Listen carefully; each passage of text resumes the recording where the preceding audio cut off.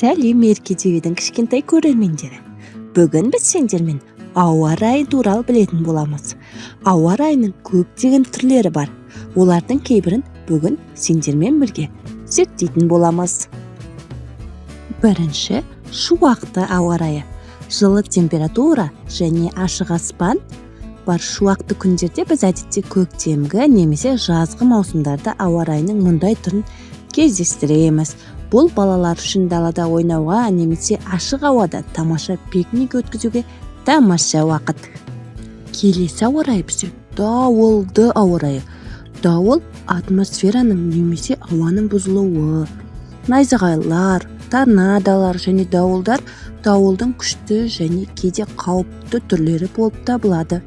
Адамдар дауыл сөзін қатты желді немесе басқа ауа райының ауыр түрлерін сипаттау үшін пайдаланады. Кемпір қосақ. Күн сәулесі су тамшылары арқылы түскенде пайда болатын аспандағы түрлі түсті доғалар. Су ақ жарықты бүгетін призма тәрізді. Сондықтан сіз түстерді көре аласыз. Түстері қызыл, қызғылт сары, сары, жасыл, көк және индиго түсті болып келеді. Қарлы ауа райы. Жауын шашын қар түрінде жауса, ауа райы қарға айналады. Суық температура бұлттарға судың қатуына әкеледі. Нәтижесінде қар түйіршіктері жерге түседі. Суық ауа райына қарамастан, адамдар қарлы ауа райын тиімді пайдалану үшін шанамен сырғанау, қардан аққала жасау және шаңғы тебу сияқты әрекеттерді жасайды. Нөсерлі ауа райы. Нөсерлі ауа райы күн шықпай тұрғанда, жаңбыр жауған кезде пайда болады. Көбінесе бұлттар аз немесе мүлдем болмайды бұл ауа райында. Бұлтты ауа райы. Бұлттар күнді жауып тастаса, ауа райы бұлтты деп аталады. Бұлтты ауа райы температурада әр түрлі болуы мүмкін. Ылғалды болған кезде жылы немесе күн сәулесі шектелген кезде суық болады. Бұл ауа райының үлгісі көбінесе күз және қыс мезгілінде болады. Желді ауа райы. Жел күннің жер бетінің біркелкі қызуынан туындайтын қозғалыстағы ауа. Жер бетіндегі құрлық және су құрылымдарының алуан түрлі болуына байланысты, ол күн радиациясын біркелкі емес сіңіреді.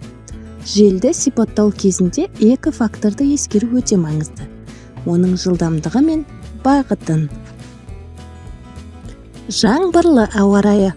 Аспандағы үлкен бұлттар жаңбыр жауса, жаңбырлы күнге айналады. Жеңіл жаңбыр әдеттегідей болады.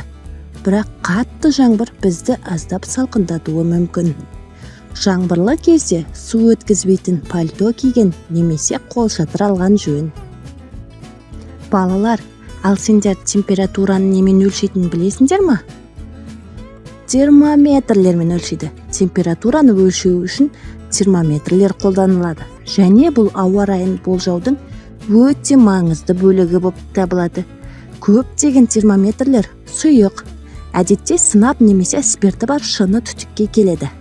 Сұйықтық ыстық болған кезде кеңейеді, ал салқындаған кезде жиырылады. Міне достарым, бүгінгі біздің ауа райы зерттеуіміз соңына жетіп қалды. Видео ұнады деген сендерге үміттемін.